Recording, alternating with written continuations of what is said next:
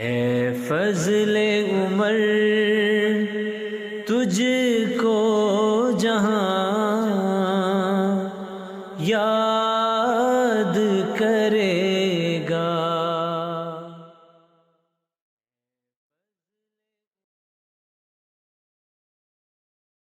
Bismillahirrahmanirrahim. Assalamualaikum warahmatullahi wabarakatuh. Pemirsa MTA dimanapun Anda berada, pada hari ini kita sedang memperingati satu hari spesial, satu hari yang sangat luar biasa, yakni Hari Muslih Maud radhiyallahu an. Oleh sebab itu, MTA Indonesia mempersembahkan satu program spesial dalam memperingati hari ini. Sosok Hadrat Muslih Maud radhiyallahu an, atau kita kenal dengan nama Hadrat Mirza Bashiruddin Mahmud Ahmad, merupakan sosok yang besar dalam menghidupkan ajaran Islam, yang telah berjasa melakukan upaya yang sangat luar biasa bagaimana ajaran Islam yang hakiki tersebut bisa tersebar ke seluruh dunia bagi umat Islam untuk saat itu dan hingga saat ini dan untuk masa yang akan datang. Oleh sebab itu, menjadi hal yang menarik untuk kita bahas mengenai sosok beliau, siapa beliau, bagaimana perjuangan yang telah beliau berikan dan beliau lakukan, dan apa-apa saja hal-hal positif yang bisa kita teladani dari beliau dalam kehidupan sehari-hari. Oleh sebab itu, saya di sini tidak sendiri, bersama Bapak Maulana Buldan Burhanuddin, kita akan membahas mengenai hal-hal tadi. Baik, Assalamualaikum Bapak. Waalaikumsalam warahmatullahi wabarakatuh. Bagaimana kabar Bapak hari ini, sehat? Alhamdulillah, baik-baik. Sehat apa ya? Baik. Alhamdulillah.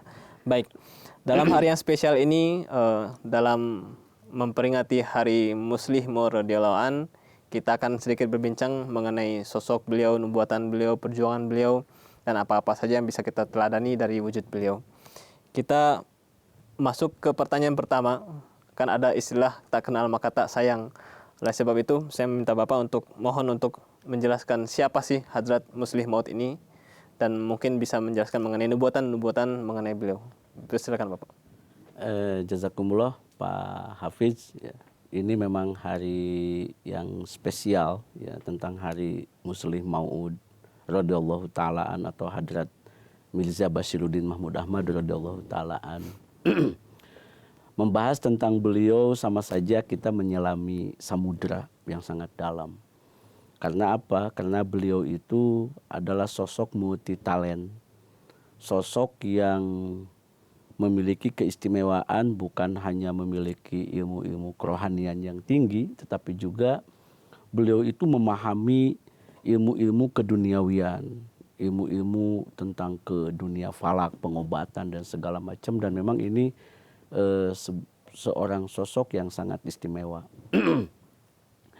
Kalau dilihat dari sejarah ya, bahwa pertama Hadrat Rasulullah SAW, beliau pernah menubuatkan tentang kedatangan Hadrat Imam Mahdi alaihissalam, bahwa nanti di akhir zaman akan ada sosok pembaharu Islam yang sangat besar, disebut Mujadidul A'zam ya. Dan beliau adalah seorang sosok pembaharu yang sangat besar di dalam Islam ini, yaitu bernama Imam Mahdi alaihissalam. Dan di sini ternyata Hadrat Mirza Ghulam Ahmad alaihissalam, Al-Qadiani alaihissalam, beliau mendapat karunia dari Allah Subhanahu wa taala. Beliau diperintah atau ditunjuk oleh Allah taala sebagai Imam Mahdi alaihissalam. Dari nubuatan itu, Hadrat Rasulullah SAW menubuatkan bahwa Hadrat Imam Mahdi alaihissalam yang akan hadir itu adalah yatazawwaju wa yuladullah. Dia akan menikah dan dia juga akan memiliki seorang anak. Tentunya kalau hanya bahasanya menikah dan punya anak, ini kan tidak ada nilai istimewanya. Berarti beliau itu akan memiliki anak yang istimewa, anak yang berbeda dengan anak-anak yang lain, karena anak-anak yang dinubuatkan. Nah, dari nubuatan ini kemudian Hadrat Masih Maud alaihissalam, beliau menikah dengan Sayyidah Nusrat Begum Sohibah ya. Nah, dari pernikahan beliau ini lahirlah Hadrat Mirza Basiruddin Mahmud Ahmad ini. Dan ternyata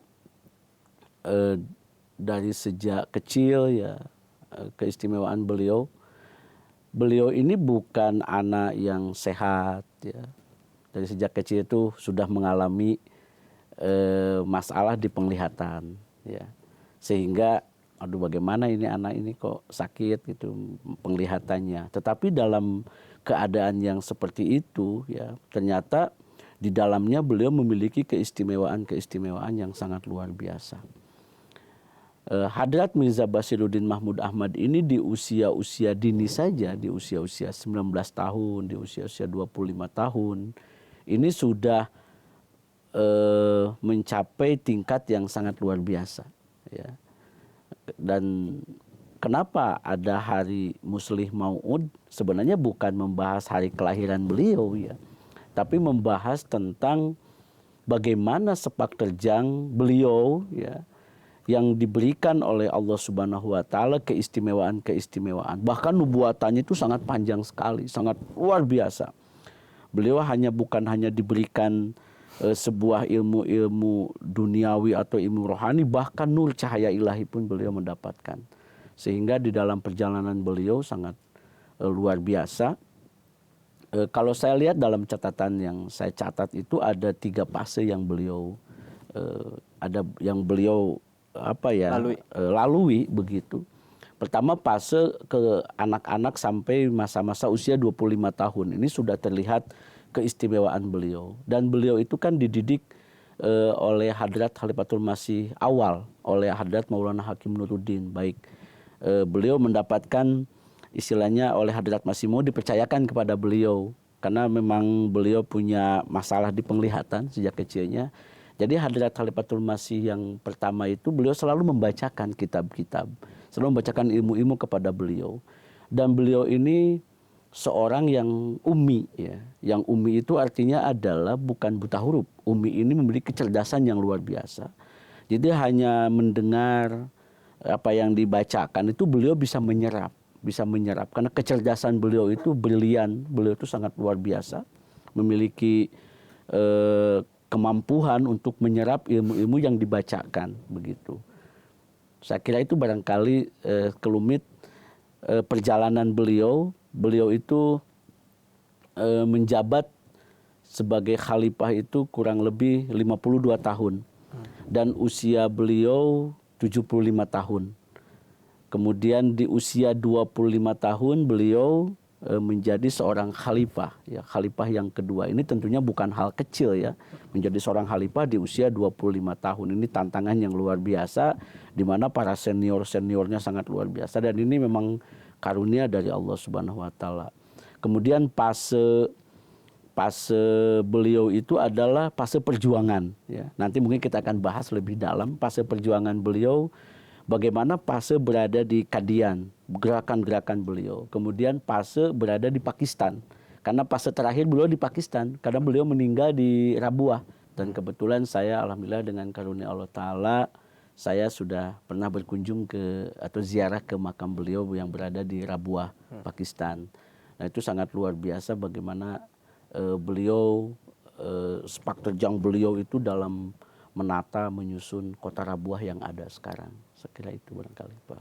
Baik, dari penjelasan yang Bapak sampaikan tadi bisa kita lihat ya, beliau merupakan sosok yang agung yang sangat besar ya. Dan bisa kita lihat bagaimana beliau terpilih menjadi seorang khalifah di usia 25 tahun.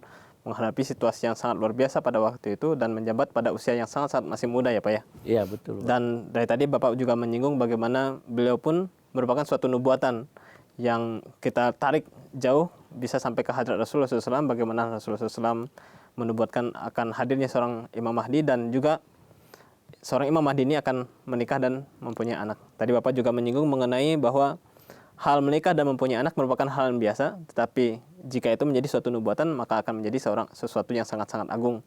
Dan lahirlah beliau menjadi seorang anak yang spesial yang bisa kita lihat bagaimana hasil yang beliau telah perjuangkan untuk menyebarkan Islam ke seluruh dunia. Baik, satu hal yang tadi Bapak singgung juga mengenai India dan Pakistan. Memang satu bagian dari hidup beliau lewati pada saat adanya munculnya perpecahan antara India dan Pakistan, suatu konflik agama yang menjadikan terpisahnya India dengan Pakistan. Yang saya ingin tanyakan kepada Bapak, sebelum kita memasuki apa-apa saja upaya yang beliau lakukan untuk hal tersebut, dalam kondisi tersebut, bagaimana sih kondisi Islam pada saat perpecahan tersebut terjadi? Bisa Bapak jelaskan? Iya, ini situasi yang sangat genting ya, baik secara politik maupun secara agama. Itu pada tahun 1947, di mana pada waktu itu India Pakistan pecah. Pecahnya tentunya bukan gara-gara teritorial saja, tapi ini pecah gara-gara politik identitas agama, di mana Hindu dengan Islam itu pecah menjadi dua negara yang dulunya bersatu kemudian pecah. Dan ini bukan hal kecil ya, terjadi pembantaian di mana-mana, terjadi sehingga terjadi kerusuhan di mana-mana ya, sehingga umat Islam pada waktu itu semuanya hijrah ke Pakistan. Nah, ini termasuk jemaat yang ada di India, yang ada di Qadian pada waktu itu, semuanya pindah ke Pakistan. Dan ini kan bukan hal sepele ya. Hadrat Khalifatul Masih kedua ini atau Hadrat Muslih Maud ini ketika mau pindah ini bukan perjalanan enak ya, perjalanan yang bisa mulus begitu. Ini tentunya sangat memiliki resiko yang sangat tinggi. Dan di mana beliau harus menjaga pusat jemaat yang sekarang Qadian itu ya, pusat jemaat, sehingga beliau membentuk sebuah tim kecil ya, pasukan badarnya jemaat yang dikatakan dengan Darwis. Itu 313 orang pemuda yang di dalam tim ini ada tukang cukurnya, ada tukang bangunannya, ada tukang ininya yang dikenal oleh kita sekarang namanya Darwis ya. Dan alhamdulillah saya pun sudah pernah melihat kuburannya para Darwis rahimallahu taala anhum itu yang ada di Qadian. Dan itu sangat luar biasa perjuangan mereka mempertahankan Qadian, pusat kita di sana. Dan ini memang oleh Khalifatul Masih yang kedua ditugaskan. Kemudian beliau mendarat di Pakistan, dan di sana kan tidak juga enak ya posisi jemaat, karena posisi jemaat itu sudah dimusuhi, sudah anti terhadap jemaat itu sangat luar biasa setelah sampai di Rabuah. Nah, ini yang menariknya ketika beliau sampai di Rabuah, kemudian beliau mencanangkan membeli tanah Rabuah. Nah, ini membeli tanah Rabuah ini yang ukurannya 7 kali 12 km ya, satu kecamatan itu area. Dan area itu bukan area datar, subur gitu, area yang pesawahan gitu, atau area yang rimbun. Ternyata di situ yang tumbuh itu hanyalah pohon kirki. Ya mungkin kirki itu udah tahu ya, pohon beduri yang sangat luar biasa lah di padang pasir begitu. Dan itu dikelilingi dengan bebatuan. Dan Hadrat Khalifatul Masih yang kedua ini itu membeli tanah yang semacam itu. Bahkan oleh pemerintah itu dikasihkan aja karena memang itu murah lah tanah model begitu. Ini yang menariknya begini, ketika saya ke sana, saya bertanya kepada mereka, ini kenapa jadi banyak pohon gede-gede gitu. Padahal dulu ketika Hadrat Khalifatul Masih yang kedua ini meminta para ahli ilmuwan, ahli ilmu geologi atau tentang pertanahan lah, ahli-ahli tanah di Lahore gitu, meminta coba kalian teliti di tanah yang seperti Rabuah ini apa saja yang bisa tumbuh di situ. Dan seluruh ahli-ahli itu mengatakan hanya pohon kirki yang bisa tumbuh, tidak bisa pohon lain tumbuh di sini. Jadi kata beliau, ya kita doa, kalau gitu ya kalian nggak bisa, kita doa. Akhirnya apa? Beliau menanami pohon, dan anehnya itu ada sebuah sumur yang itu diketuk oleh tangan beliau, karena memang air nggak ada. Itu kan batu ya, batu kapur yang sampai sekarang masih batu. Itu ditunjuk oleh beliau yang sekarang sumur itu menjadi sumber airnya kota Rabuah. Itu diketuk, di sinilah digali sumur, dapat air yang bagus, dan itu kota Rabuah itu minum dari air itu. Dan saya sudah pernah melihat ke sana, sudah saya lihat itu ada sumur yang gede itu dibuat kayak keramat kali, kalau di Indonesia udah dikeramatkan itu sumur itu ya. Kalau di Indonesia itu dibuat tuh. Dan itulah yang menjadi titik balik daripada pusat jemaat kita yang ada di Rabuah. Dan sekarang Rabuah sudah diperhitungkan ya, sudah sangat luar biasa, bangunannya sudah lengkap ya. Saya lihat sudah sangat bagus. Kemudian dari sisi politik ya, dan Hadrat Muslih Maud ini kan bukan hanya ahli strategi rohani. Beliau adalah ahli strategi politik. Dan bagaimana beliau memainkan peranan. Itu peranan dirasakan karena beliau juga sahabatnya pendiri Pakistan. Beliau kan bersahabat itu sama Ali Jinnah itu. Beliau sangat bersahabat sama Qaid Azamnya Pakistan yang pertama.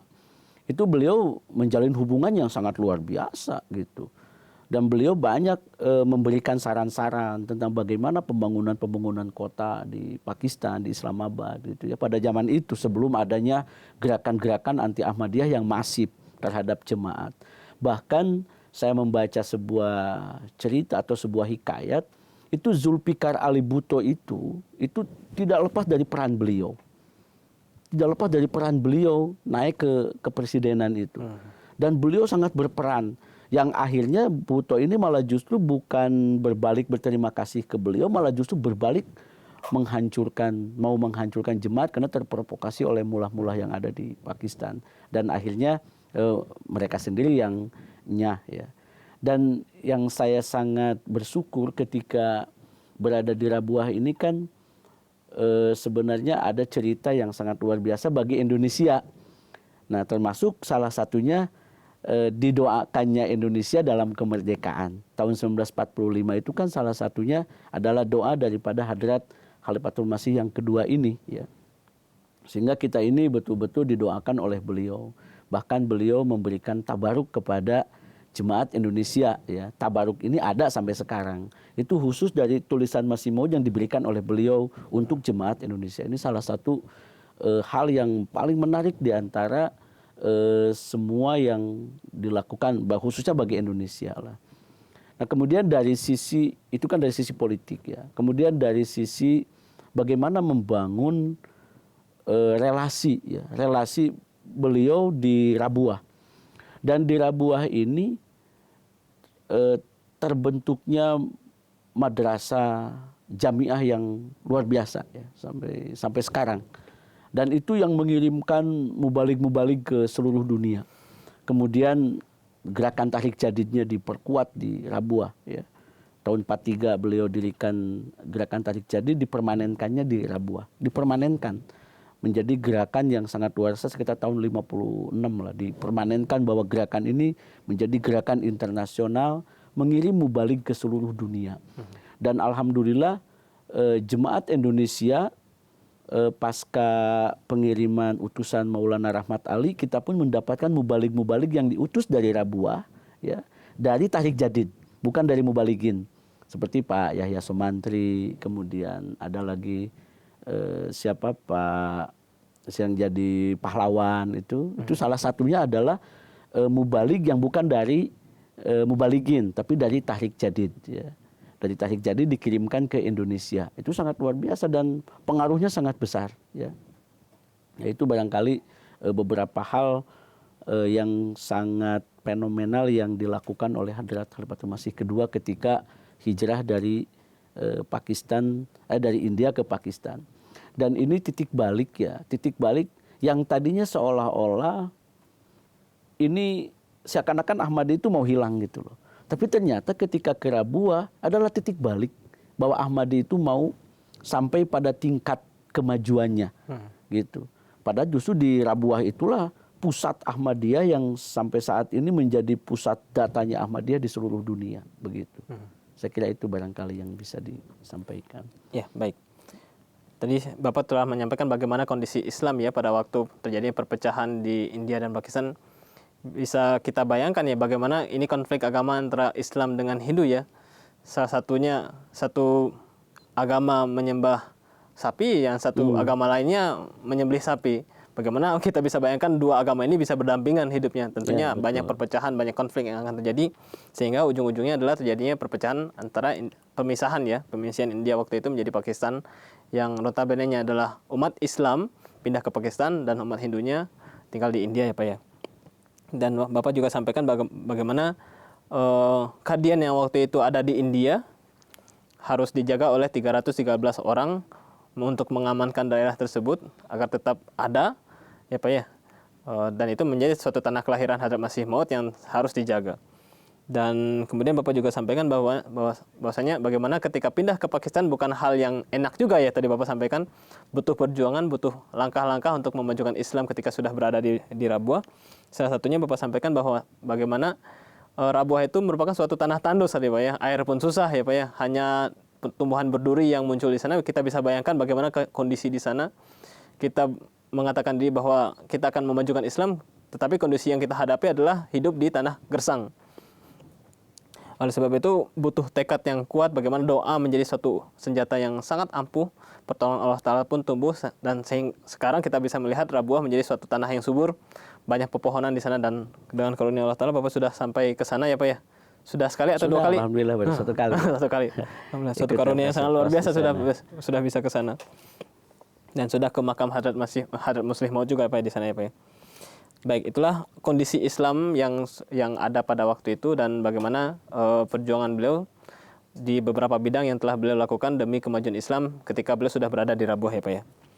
Nah, terlepas dari kondisi Islam, perpecahan India dan Pakistan, saya ingin bertanya pada Bapak untuk Bapak bisa jelaskan, selain hal tersebut, pencapaian-pencapaian apa saja atau jasa-jasa apa saja yang telah beliau lakukan demi kemajuan Islam? Saya melihat ada dua ya. Pertama ada gerakan intelektual, ya, gerakan intelektual. Kemudian yang kedua tuh gerakan spiritual, ya, yang beliau gerakan, di mana gerakan intelektual ini beliau menulis kitab, ya, menulis kitab-kitab yang sangat luar biasa. Di antaranya adalah ada 150 hazanah karya daripada Hadrat Muslih Maud ini. Itu dari intelektual, sisi intelektual. Nah, hazanah-hazanah ini beliau tulis secara rapi. Salah satu contohnya adalah Tafsir Kabir yang 10 jilid, Pak Hafiz. Saya kebetulan ada di rumah ya, karena saya bisanya bahasa Arab, jadi yang di rumah itu ada versi bahasa Arab, Pak. Nah, jadi saya sering membaca, ini tafsir ini memiliki keistimewaan. Ternyata setelah baca teks dari beliau, nah ternyata ini adalah bukan karya biasa ya. Ini beliau ini mencurahkan seluruh pikirannya berdasarkan tentunya hikmah dari Allah Subhanahu wa taala, mulham dari Allah Subhanahu wa taala. Sehingga Tafsir Kabir ini adalah tafsir yang sangat unggul, dan bukan hanya dari sisi bagaimana menjelaskan Al-Qur'an dari sisi kontekstual Al-Qur'an, tapi memang maksud dan tujuan yang selaras dengan kekinian. Dengan kekinian. Itu yang paling menarik ya. Dan banyak kitab-kitab lain yang beliau tulis. Dari 150 kitab itu. Dan ini membawa dampak perubahan bagi jemaat ya.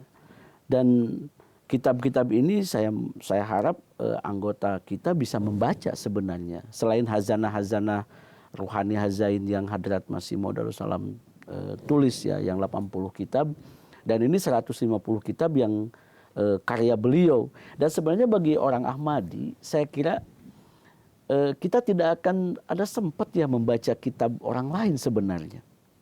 Kalau 80 ditambah 150 kitab ada di rumah seorang Ahmadi, mau pinter gaya apa sih orang Ahmadi gitu. Dia akan, selain hanya pinter, dia akan sampai pada tujuannya. Kenapa? Karena kitab-kitab ini memang solusi atas permasalahan-permasalahan. Contoh cara mendidik anak beliau nulis. Cara bagaimana belajar beliau nulis. Cara kedekatan kepada Allah Ta'ala beliau tulis, ada kitab-kitabnya. Bahkan semua strategi-strategi pun beliau tulis, ada di dalam kitab-kitab beliau. Ya. Ada Minhajut Thalibin, segala macam beliau tulis. Ya. Dan sebenarnya kalau orang-orang Ahmadi itu bisa membaca kitab-kitab beliau, saya kira bukan hanya menjadi seorang Ahmadi yang dekat kepada Allah, tapi militan begitu dari sisi ilmu intelektual ya. Kemudian dari spiritual, karena beliau itu punya gerakan-gerakan spiritual. salah satu keistimewaan beliau itu adalah beliau sosok intelektual atau sosok pembaharu yang fokus kepada peluang. Beliau tidak pernah fokus ke masalah. Salah satu contoh begini. Ketika Ahrar tahun 43 itu, Ahrar itu berencana ingin membinasakan jemaat. Di mana-mana orang Ahmadi disahidkan, dibunuh di mana-mana. Dan mereka sengaja menggaungkan isu-isu provokatif ya terhadap jemaat. Dan ini sangat merugikan jemaat. Tetapi bagaimana beliau? Apakah beliau melawan debat sama Ahrar atau beliau datang gitu saling? Beliau tidak. Kata beliau, saya akan jawab dengan sebuah gerakan spiritual namanya Tahrikul Jadid. Jadi beliau malah justru menjawab bukan masalahnya yang dijawab. Beliau bikin gerakan baru. Gerakan baru ini yang justru malah yang alih-alih ingin menghancurkan jemaat, malah justru jemaat tersebar kemana-mana. Karena gerakan Tahrik Jadid ini dakwah Islam ke seluruh dunia. Beliau 46 negara disentuh dengan Tahrik Jadid pada waktu itu. Bisa kebayang. Dan ini beliau meminta kepada seluruh anggota jemaat untuk mengumpulkan dana. Dana Tahrik Jadid. Kloter 1, kloter 2 sampai pada tahun 56 beliau kukuhkan sebagai gerakan permanen. Ya, gerakan permanen ini. Dan kita lihat hasilnya. Bagaimana jemaat ya, dalam terhadap bagaimana beliau fokus terhadap peluang. Akhirnya jemaat malah bukan hanya di Kadian, bukan hanya di Pakistan, sampai di Indonesia. Bahkan sampai di Sangir Talaut. Mungkin pernah Pak Habib ke Sangir Talaut? Ke Maluku pernah? Ke Maluku. Belum. Sampai di Maluku Pak, gara-gara Tahrik Jadid nih. Sampai di Maluku, sampai di Papua Nugini, sampai di Australia, bahkan sampai di Kutub. Ya. Itu gara-gara Tahrik Jadid. Boro-boro malah Ahrarnya yang notabene mau menghancurkan jemaat, malah giginya kagak ada. Hilang sama sekali, tidak ada sampai sekarang nama Ahrar dalam peta sejarah pun tidak ada begitu. Nah itu dari sisi spiritualnya. Nah kemudian dari sisi pembangunan. Nah dari sisi pembangunan infrastruktur, bagaimana di zaman Hadrat Muslim Maud beliau meresmikan masjid atau meletakkan batu pertama masjid di London, di Inggris. Itu sangat luar biasa meletakkan masjid di sana. Dan terus banyak sekitar beberapa negara pada waktu itu sudah ada masjid ya. Diletakkan batu pertamanya oleh beliau, dan ini satu hal yang sangat luar biasa dari sisi pembangunan ya. Di zaman yang ada di zaman beliaunya. Dan ini memang kata beliau kalau bukan energi dari Allah Ta'ala, ini saya nggak bisa ngebayangkan ini energi apa gitu. Dan ini semua dari Allah Ta'ala. Di dalam kemampuan kita yang seperti itu, tapi memiliki daya gebraknya yang sangat luar biasa. Jadi sekali lagi bahwa salah satu keistimewaan beliau ini yang ini patut ditiru ini saya kira oleh semua teman-teman orang Ahmadi, kita harus selalu fokus kepada peluang. Ini jangan fokus ke masalah. Kalau ada masalah fokus ke masalah, jangan fokus ke peluang-peluangnya. Apa sih peluang yang bisa kita dapat dari permasalahan yang ada? Dan ini salah satu keistimewaan daripada Hadrat Muslim Maud radhiyallahu ta'ala ini. Baik, kalau bisa saya rangkum ada kurang lebih ada 3 ya Pak ya. Dari segi intelektual, spiritual, dan pembangunan. Kalau kita berbicara mengenai pencapaian-pencapaian beliau. Tadi Bapak sampaikan mengenai segi intelektual bagaimana beliau telah menulis banyak buku ya Pak ya. Salah satu yang sangat-sangat besar adalah Tafsir Kabir ya Pak ya. Dan bagaimana beliau memberikan tafsir yang kekinian yang sesuai dengan apa yang terjadi pada saat ini, salah satunya. Dan selain itu juga beliau menuliskan buku-buku yang mungkin kalau Hadrat Masih Maud kumpulan bukunya disebut sebagai Rohani Hazain, kalau beliau Anwarul Ulum ya Pak ya, kumpulan buku-buku yang telah beliau tulis, dan itu sangat-sangat luar biasa. Dan hendaknya seperti Bapak sampaikan tadi, kalau kita sibuk membaca buku Hadrat Masih Maud, Hadrat Muslim Maud, sepertinya kita tidak ada waktu untuk membaca buku-buku yang lain ya Pak ya. Karena memang betul, begitu banyak dan begitu mendalam isinya, dan hendaknya kita sibuk untuk itu. Jangan sampai hanya penghias lemari saja Pak ya buku-buku beliau tersebut. Itu dari segi intelektualnya, dan dari segi spiritualnya beliau membuat gerakan-gerakan ya Pak ya. Salah satu yang Bapak sampaikan tadi adalah gerakan Tahrir Jadid. Bagaimana beliau bisa melihat peluang dari ancaman yang disampaikan oleh Ahrar ya Pak ya. beliau melihat peluang dengan menyebarkan, mengirimkan para mubalik ke seluruh pelosok dunia, dan salah satunya berkaitan dengan segi keempat yang mengenai pembangunan. Beliau juga membangun pondasi Islam di London dengan meletakkan batu pertama dari Masjid Fazal ya Pak ya? Masjid Fazal. Masjid Fazal. Baik, itu tiga, kalau bisa kita rangkum ya, tiga segi pencapaian yang telah beliau lakukan demi kemajuan Islam di seluruh dunia. Bagian yang terakhir yang saya ingin tanyakan kepada Bapak, dari semua apa yang telah beliau lakukan, dari semua yang telah beliau perjuangkan demi bagaimana Islam ini bisa sampai ke seluruh pelosok dunia, hal-hal apa saja, hal-hal positif apa saja, tentunya positif semuanya, yang bisa kita teladani, mungkin dari segi kita sebagai khudam, kita sebagai ansor, kita sebagai lajnah. Mungkin Bapak bisa jelaskan sedikit. Sebenarnya kalau menurut catatan-catatan yang saya tulis itu bisa dari dua sisi. Pertama, dari sisi beliau yang sangat mencintai ilmu ya. Mencintai ilmu, mencintai Allah Ta'ala, mencintai baginda Rasulullah SAW, dan mencintai Hadrat Masih Maud alaihissalam. Kemudian mencintai para senior-senior beliau. Beliau sangat menghargai itu. Sehingga beliau tidak ada satupun kata kecuali ada restu dan izin daripada mereka. Dan ini salah satu yang membuat beliau itu diridhoi oleh Allah Ta'ala. Dan kita pun sebaiknya pana ya kepada beliau. Pana itu artinya meleburkan. Nah, meleburkan kepada beliau itu adalah membaca buku-buku beliau. Nah, saya kira keteladanan ini bisa diraih oleh kita. Misalkan salah satu contoh bentuk keteladanan beliau itu adalah membaca. Karena beliau walaupun kurang tapi beliau terus berusaha mendengarkan. Itu mendengarkan ilmu yang beliau dapat padahal dari pendengaran. Karena beliau membacanya agak bermasalah di penglihatan beliau. Jadi, tapi beliau tidak ada masalah di telinga beliau, dan mungkin bagi rekan-rekan Ahmadi di seluruh tanah air, saya kira kita nggak ada masalah dengan mata, nggak ada masalah dengan telinga, dan sebaiknya kita kalau tidak bisa mendengar ya membaca. Ya membaca buku-buku beliau. Kemudian yang kedua, ketaatan beliau. Ketaatan beliau kepada Allah Ta'ala, kemudian kepada nizam. Ya, ada satu contoh ketaatan beliau terhadap nizam. Ketika peripet sekretari beliau itu menyimpan kalau surat itu suka ada perangko ya. Perangko pengeluaran beliau secara pribadi dalam laporan pertanggungjawaban LPJ Jemaat. Ketika beliau periksa, kata beliau, kenapa ini ada bukti laporan pribadi saya di sini? Lah huzur, kan itu kan cuma 1 rupiah saja, itu nggak apa-apa. Oh nggak bisa, ini pengeluaran pribadi saya, tolong dicabut. Nah itu sampai sedetil sekecil apapun beliau menampakkan kejujuran. Artinya sampai menjaga keuangan jemaat itu sangat luar biasa. Beliau tidak bisa, ini kan pengeluaran pribadi saya, jadi tolong dimasukin ke pribadi saya, jangan dimasukin ke dalam bentuk jemaat. Kemudian yang kedua, dalam hal ikhtiyat, kehati-hatian. Ketika beliau menerima surat dari anggota, dari orang-orang yang mencintai beliau. Bahkan kata satu riwayat, beliau sampai wudhu terlebih dahulu. Sampai kalau suratnya dipindahkan, beliau marah. Jangan kenapa pindahkan, itu kan surat dari anggota. Jangan dipindahkan. Itu sangat sakral, bisa kebayang. Surat aja dihormati sampai sedemikian rupa. Ya, karena kecintaan anggota kepada beliau. Kemudian respect ya.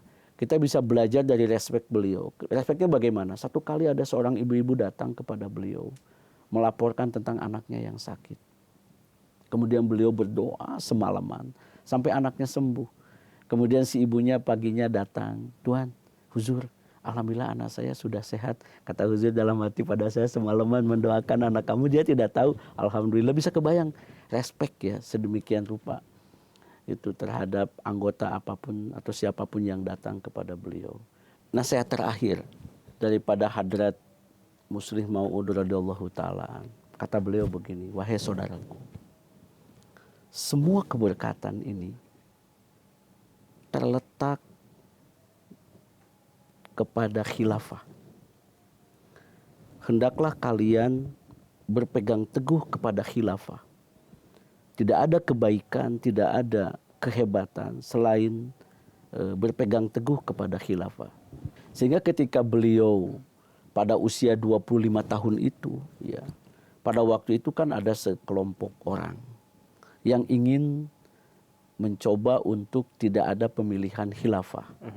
Ada sekelompok orang, nggak tahulah siapa itu kelompok orang itu. Tetapi kata beliau, saya dalam hal ini kalau seandainya Tuhan menjadi khalifah, maka saya adalah orang yang akan pertama kali baiat kepada Tuhan. Dan ini beliau buktikan ketika Hadrat Maulana Hakim Nuruddin, beliau baiat. Beliau menjadi khalifah, maka beliau adalah orang yang pertama kali baiat kepada Hadrat Maulana Hakim Nuruddin radhiyallahu ta'ala. Dan kata beliau, seandainya Tuhan menjadi khalifah, maka saya adalah orang yang akan pertama kali baiat kepada Tuhan. Jadi adakanlah pemilihan khalifah. Karena kata beliau, berkat itu semua ada di khalifah, ada di khilafat berkat ini. Nah makanya pada waktu itu terjadilah polemik-polemik di zaman beliau. Sehingga ketika pemilihan khalifah di usia 25 tahun, maka beliau terpilih menjadi khalifah. Dan ini sangat luar biasa. Dan perjalanan ini kata beliau, tidak ada lain. Keberkatan ini adalah karena adanya khilafah. Kenapa adanya khilafah? Karena khilafat itu ada yadullah fauqa aidihim. Ada tangan Allah di atas tangan mereka. Sekuat apapun tantangan, sekuat apapun gempuran kepada kita, tetapi kalau ada tangan Allah di atas tangan mereka, selesai. Makanya kita lihat Pak Hafid, bagaimana sih perjalanan jemaat ini. Jemaat ini sudah teruji oleh 2 perang. Pertama perang dunia pertama, lolos dia. Kemudian kedua, teruji oleh perang dunia kedua, yang demikian dahsyat, lolos dia. Kita ini udah teruji, udah makan garam kita dengan masalah besar. Apalagi masalah-masalah kita dibelenggu, diikat. Kan aneh ya, Ahmadiyah ini kan aneh. Pertama begini, kata beliau, kita ini dibelenggu, diikat, ditutup matanya, tapi disuruh membangun. Kan aneh tuh. Ya kalau orang bebas mah disuruh ngebangun, disuruh apa-apa ya enak. Kita ini kan diikat kaki, diikat tangan, dibelenggu, ditutup. Tapi disuruh masih bisa ngebangun di Eropa. Masih bisa membangun di Afrika, masih bisa kan aneh. Kalau bukan mukjizat, kalau bukan kekuatan dari Allah Ta'ala, ini tidak bisa. Makanya kata beliau, wahai saudaraku, berpegang teguhlah kepada khilafat. Karena hanya keberkatan ini hanya ada pada khilafat. Inilah tali Allah yang diturunkan ke bumi untuk kita.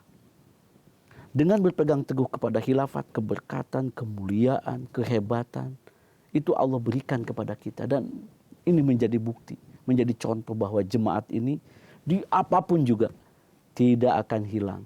Kenapa? Kazar'in akhrajasat ahu fa'azar dia bagaikan pohon yang selalu berbuah tiap tahun. Bahkan pohon ini akan menjadi kebanggaan bagi orang mukmin, walaupun orang kafir benci, karena janji Allah kepada kita. Ya. Nah jadi itulah barangkali yang bisa saya berikan, yang bisa saya sampaikan dari sekelumit kisah Hadrat Muslih Mau'ud yang sangat fenomenal ini. Dan kita bersyukur di dalam khilafat kita memiliki sosok ini. Ini kan sosok Umar ya, mirip sosok Umar bin Khattab radhiyallahu ta'ala yang fenomenal gitu, membuat departemen-departemen segala macam. Dan ini beliau di masa-masa beliau lah lahir departemen-departemen seperti yang kita jalankan sekarang.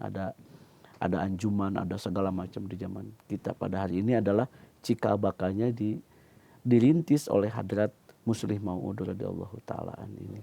Baik. Satu hal yang menarik Bapak sampaikan, tentu sosok beliau sebagai khalifah memiliki standar kecintaan, ketaatan pada Allah Ta'ala, kepada Rasulullah SAW, dan pada Imam Mahdi yang sangat tinggi standarnya Pak ya. Tapi satu hal yang menarik yang Bapak sampaikan adalah mengenai menuntut ilmu. Meskipun beliau penglihatannya tidak jelas waktu masih kecil ya Pak ya, mungkin sampai dewasa juga, dan beliau pakai kacamata. Tetapi beliau begitu antusiasnya menuntut ilmu sehingga ilmu pun disampaikan pada beliau melalui bacaan ya Pak ya. Iya, melalui bacaan. Nah, tentunya menjadi hal yang positif bagi kita yang memiliki mata yang sehat, hendaknya berusaha untuk banyak membaca, apalagi buku-buku yang telah beliau tuliskan. Hendaknya itu menjadi satu hal yang menjadi prioritas bagi kita, bagaimana kita meneladani sikap beliau yang sangat mencintai ilmu pengetahuan. Kemudian Bapak sampaikan di awal tadi mengenai keberkatan kepada khalifah. Ini bagaimana kita menjalin ikatan dengan khalifah. Tanpa adanya ikatan dengan khalifah, maka keberkatan dari Allah Ta'ala pun tidak akan turun kepada kita. Mungkin satu hal yang sangat utama adalah bagaimana kita hendaknya menulis surat pada huzur setiap hari ya. Setiap bulan. Kalau setiap hari kebanyakan. Iya, Setiap bulan menjalin ikatan dengan khalifah, Khalifatul Masih yang sekarang ya, yakni Khalifatul Masih Al-Khamis Allah Ta'ala bin Nasirul Aziz. Mungkin itu beberapa hal yang bisa kita teladani, baik bagi para khudam, lajnah, nasirat, maupun atfal ya Pak ya. Dan anak kita hendaknya kita tanamkan kebiasaan yang baik ini. Baik, terima kasih Bapak yang telah mendampingi kita dalam acara yang spesial ini dalam hal memperingati Hari Muslim Maud radhiyallahu anhu. Sekali lagi jazakumullah. Baik pemirsa MTA dimanapun Anda berada, demikianlah pembahasan kita mengenai sosok Hadrat Muslih Maud radhiyallahu anhu, Hadrat Mirza Bashiruddin Mahmud Ahmad, Khalifatul Masih yang kedua dari Jemaat Ahmadiyah. Mudah-mudahan apa yang telah kita bahas ini menambah wawasan kita, menambah kecintaan kita, dan mempertebal motivasi kita untuk meneladani jasa-jasa atau teladan beliau. Saya Hafizur Rahman beserta kru yang bertugas mohon undur diri. Wabillahi taufiq wal hidayah. Assalamualaikum warahmatullahi wabarakatuh. Waalaikumsalam warahmatullahi wabarakatuh.